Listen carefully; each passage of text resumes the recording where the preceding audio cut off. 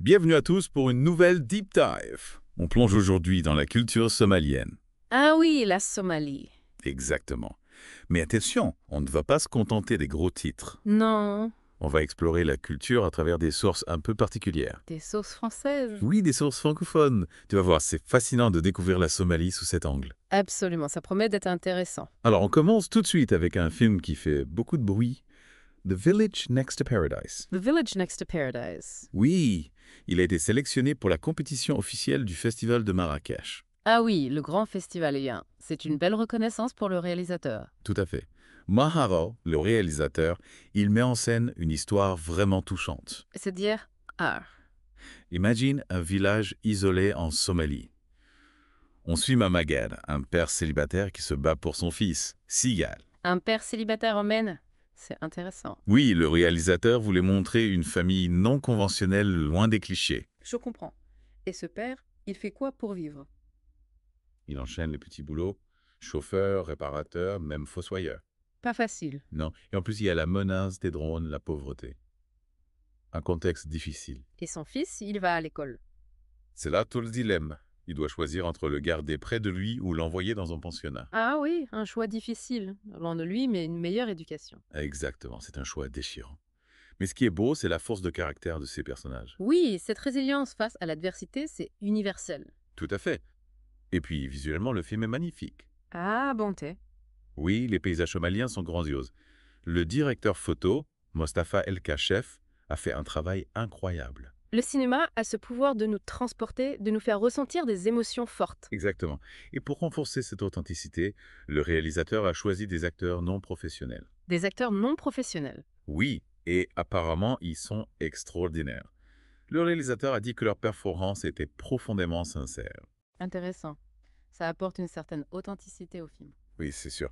Mais le festival de Marrakech, ce n'est pas que du cinéma, hein. Non, hein? Il a aussi tout le côté glamour, les célébrités. Ah oui, les stars. Hein. Justement, on a une anecdote amusante sur Mohamed El Jam, l'acteur marocain. Mohamed El Jama, une star. Oui, une grande star. Mais figure-toi qu'il préfère prendre les transports en commun. Ah bon. Pas de limousine, c'est étonnant. Oui, il est connu pour sa simplicité et son humilité. C'est plutôt rare dans ce milieu. Ça nous interroge sur le rapport des stars à la célébrité. C'est clair.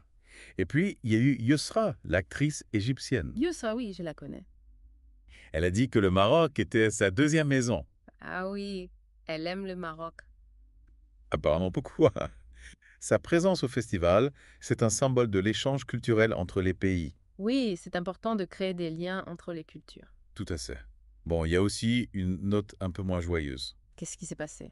La chanteuse marocaine Karima Gouy a été condamnée à 2 mois de prison ferme. Ah oui, j'ai entendu parler de cette affaire. Une altercation avec un policier tort. Oui, c'est une situation délicate.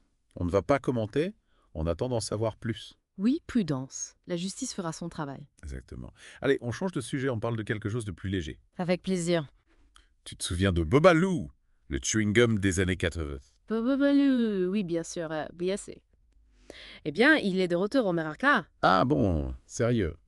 Oui, la marque a décidé de relancer le produit en misant sur la nostalgie. La nostalgie, ça marche toujours. Mais est-ce que ça suffira pour conquérir le marché? Ils ne misent pas que là-dessus. Ils ont un nouveau slogan, Belbela Menwalou, qui vise les jeunes. Un slogan en arabe. Intéressant, Le fait ils veulent toucher un public large. Oui, et ils mettent en avant l'expérience multisensorielle. Les saveurs, les bulles, le packaging. C'est malin, ils s'adaptent aux nouvelles tendances. Exactement. On verra si ça fonctionne. Mais en tout cas, c'est un retour qui fait plaisir. Oui, ça rappelle des souvenirs d'enfance. C'est clair. Et pour terminer ce premier volet, on te parle d'un spectacle étonnant. Un spectacle long. Oui, Jorda Hypnose. Ça se passe à Casablanca et Rabat en décembre. Jorda Eska. C'est une pionnière de l'hypnose en France. Elle a un spectacle interactif et immersif. L'hypnose sur scène, ça doit être fascinant. Oui, le public participe, se laisse guider par la voix de Jorda. C'est une approche originale de l'hypnose. Oui, elle veut démystifier cette pratique, la rendre accessible et divertissante. C'est une bonne idée. L'hypnose est souvent mal comprise. C'est vrai.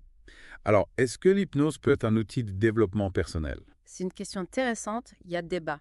On en reparlera dans la prochaine partie. Oui, c'est un vrai débat. L'hypnose, outil de développement personnel ou manipulation? Ouais, c'est une question qu'on peut se poser. Surtout que le spectacle de Jorda, il a cartonné en France. Ah bon. Il a eu du succès. Énorme. Impressionnant. Alors, est-ce que c'est juste l'effet Jourdain? Sa personnalité, son talent de showwoman? Peut-être un peu, Hmm. mais il y a aussi un intérêt grandissant pour l'hypnose, non? Oui, c'est vrai. Les techniques de développement personnel, ça attire de plus en plus de monde. Et Jourda, elle a le don de rendre l'hypnose accessible, divertissante même, Ouais, c'est pas forcément ce qu'on imagine quand on pense à l'hypnose. c'est clair. Bon, on va peut-être revenir sur The Village Next to Paradise. Oui, le film des Mojaro. On a parlé de l'histoire, des acteurs, des images, mais au fond, qu'est-ce que ce film nous dit de la Somalie? C'est intéressant, le réalisateur a choisi de montrer une famille non conventionnelle. Oui, loin des clichés habituels. Exactement. On voit leur quotidien, leurs difficultés, mais ils gardent toujours espoir. Ouais, c'est un portrait réaliste, mais touchant. Pas misérabiliste du tout. Non, au contraire. Il y a une beauté dans la façon dont le réalisateur filme les personnages, les paysages. Oui, c'est vrai. On sent une vraie passion pour son pays. Et ça nous invite à regarder la Somalie autrement, avec plus de nuances. Ouais, aller au-delà des préjugés. Et les acteurs non professionnels, ça joue aussi un rôle important. Ah oui, cette sincérité, cette authenticité. C'est une tendance qu'on voit de plus en plus au cinéma, non? Peut-être. En tout cas, pour ce film, c'est une vraie réussite. Et puis, c'est une belle opportunité pour le cinéma somalien. Oui, le Festival de Marrakech, c'est une vitrine internationale. Ça peut ouvrir des portes à d'autres talents. Exactement. On l'a dit, le cinéma, ça peut être un vecteur de changement. Oui, ça peut faire évoluer les mentalités. On a parlé de cinéma, d'hypnose. Mais il y a aussi eu le cas de Karim Agoui. Oui, une affaire plus délicate. Ça nous amène à réfléchir sur la place des artistes dans la société. Leur influence, leur responsabilité. C'est vrai. Ils ont souvent des modèles. Mais ce sont aussi des êtres humains, avec leurs faiblesses. Ouais, on ne peut pas l'oublier. Au final, c'est l'humain qui est au cœur de tout ça. Oui, les histoires, les émotions, c'est ce qui rend la culture si puissante. On se comprend mieux, on comprend mieux le monde. Exactement. On s'ouvre aux autres. Et ça, c'est essentiel, non? Plus jamais. Oh. Allez, on va s'arrêter là pour cette deuxième partie. On espère que ce voyage te plaît. On se retrouve bientôt pour la suite. Et tiens, on a beaucoup parlé de cinéma, de stars, mais on a un peu oublié Bobelou. Ah oui, c'est vrai.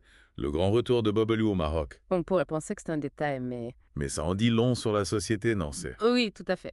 C'est fascinant de voir un simple chewing gum provoquer autant d'enthousiasme. On a parlé de la nostalgie, du marketing, mais il y a aussi un vrai attachement affectif, tu crois pas?